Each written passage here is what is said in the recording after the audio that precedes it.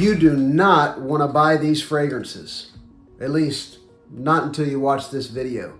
I've got 12 fragrances to get into with you, and I'm going to present some amazing insight that you're going to want to consider before making a purchase. So this is going to be really good. Before we get into the list, remember to subscribe to the channel if you haven't done that, and you do not want to forget to click the like button if you like the video.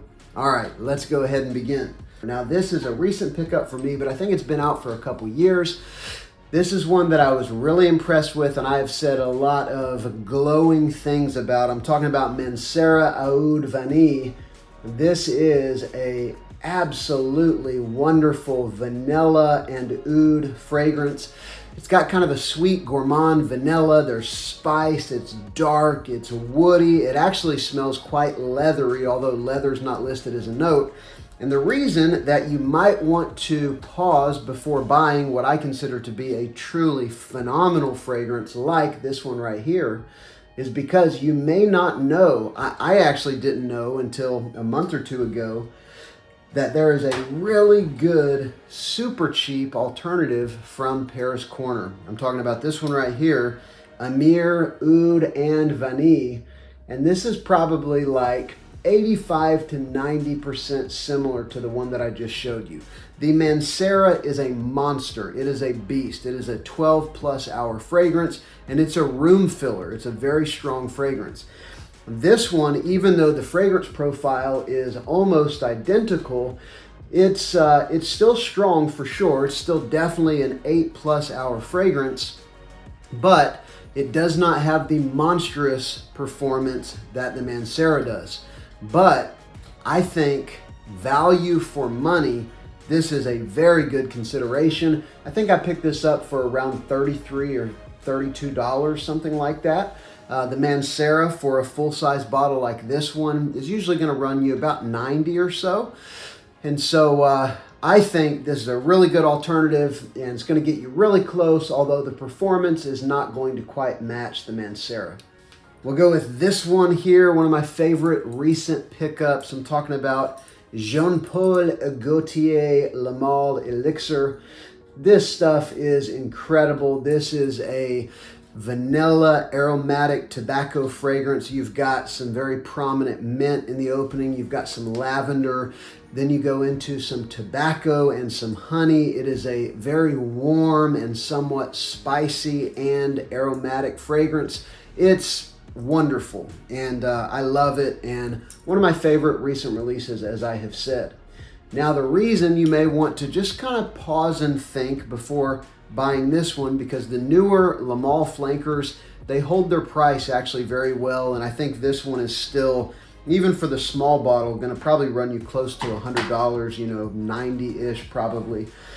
But there's actually been a couple really good alternatives that have come out. One of them is Rayhan Elixir, which I've got up on the shelf here. But I think the best alternative to this Le Male Elixir is this one right here from Matafa. It's called The Kingdom. And I was very impressed by this one as soon as I got it. I didn't know what it was a dupe of, but I got it, sprayed it on, and immediately, not only did I say this is Le Male Elixir, I said, this is one of the best clones that I probably have ever smelled. It's very, very close. I would say in the opening, there's a little more sweetness. The kind of vanilla mint is maybe a little more dominant and sweet than it is in the Le Male, but we're kind of splitting hairs. And then as you go into the dry down, there might be a touch more quality in the Le Male Elixir, but this one again is super close and a great alternative to that awesome fragrance. I like the kind of 1950s styling. And as I've said before, that's probably, I don't know, 5 carats of real diamonds. So what kind of value is that? Next, we're gonna go with this one right here. I love the SPICEBOMB line. I have all of them except for maybe one that's been discontinued. But right here, the original SPICEBOMB, I think is still definitely one of the best, if not the best SPICEBOMB, and one of the best fragrances available. It's a wonderful, woody, spicy, sweet, also a little bit of citrus in there. It's awesome, versatile, impressive. It's a compliment getter. And up until just a few months ago, I didn't know of a great alternative to the original Spice Bomb. There's some cheapies, like some super cheapy alternatives that are decent, but this one right here from Chez Pierre is actually killer. It's called Inspace, and it's from this brand that I've seen their videos on YouTube. They're shorts. Some of them have a couple million views, but I'd never tried one until just a couple months ago. And lo and behold, their take on Spice Bomb is very, very good. Again, it's in that 85 to 90% similar range. It actually performs quite well too. And it doesn't have sort of the cheap or overly synthetic kind of a feel that some of the ultra cheapy alternatives that are decent have. This one, it's got some significant quality and very accurate in my opinion. Chez Pierre Inspace. Next, we'll go with this one. This one's been out for a few years. This is one that when I smelled it in the mall, I knew I had to pick it up, and I bought it shortly thereafter. I'm talking about 1 Million Lucky. Still one of my favorite 1 Million flankers. This one is interesting, just different from a lot of the other 1 Million fragrances. There is this violet leaf ozonic accord. There's some plum in the opening. There is a little bit of nuttiness coming from hazelnut. And so, fruity, sweet, ozonic, and nutty. And it's just a really cool fragrance. And that violet leaf makes it actually quite versatile. I even sometimes have worn it in the summer, definitely in the spring, fall, winter. There wasn't a great clone of 1 Million Lucky until the past year, and a couple have come out. One of them is Emperor Genius Metallic. It's a cheapie and it's pretty good. For quality and potency though, this is what you want right here, Soprano Pure. This one is very, very strong. It's a very dense, very concentrated take on that DNA. And I would say it's even a little more palatable. The plum fruitiness is a little more prominent. The ozonic violet leaf is actually a little less prominent, which is actually more appealing to some. And the overall sweetness and density of the fragrance actually makes it a little more designer-ish, I think. Whereas 1 Million Lucky, I would almost say has some kind of like niche-like qualities about it. But this one is just a very strong, very good quality, very long-lasting, again, 85 to maybe close to 90% similar take on that DNA. Again, Soprano, this is from DUMONT, Soprano Soul. Next up, I would put this fragrance and another one that is quite like it in the same category. I'm talking about Mansera Intense Sedra Boisé and Sedra Boisé Original.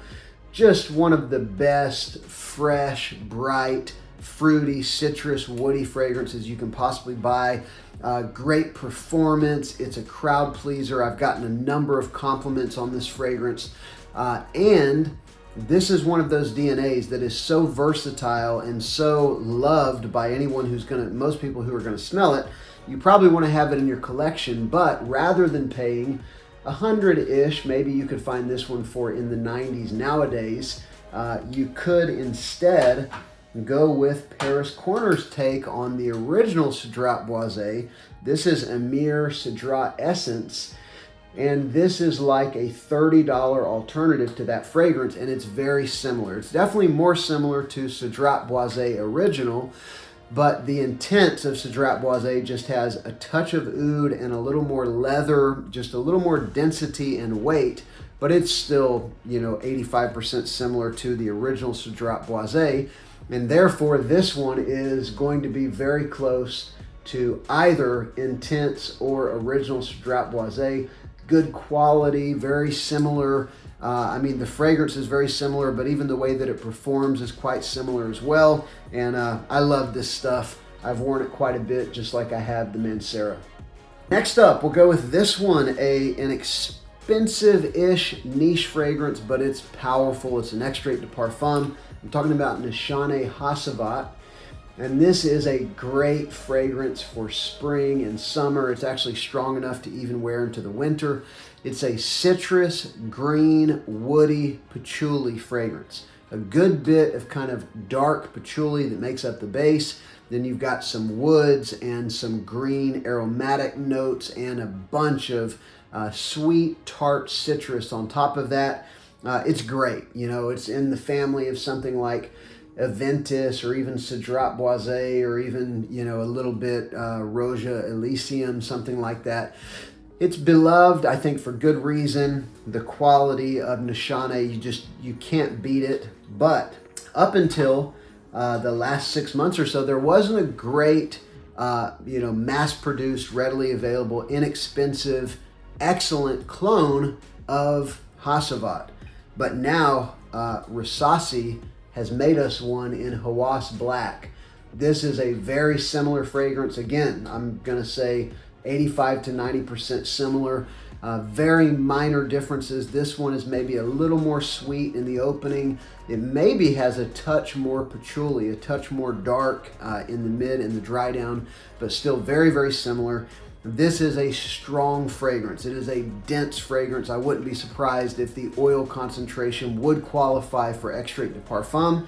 But again, inexpensive, excellent alternative to a way more expensive fragrance right here from Rasi. And so that's actually been 12 fragrances, 6 that I'm not saying you shouldn't buy, but you should at least be aware of the other 6 as really good alternatives to these fragrances. Let me know your thoughts down below. Have you tried any of these? What do you think of them? Also, give me some recommendations for fragrances that are really good alternatives to much more expensive scents.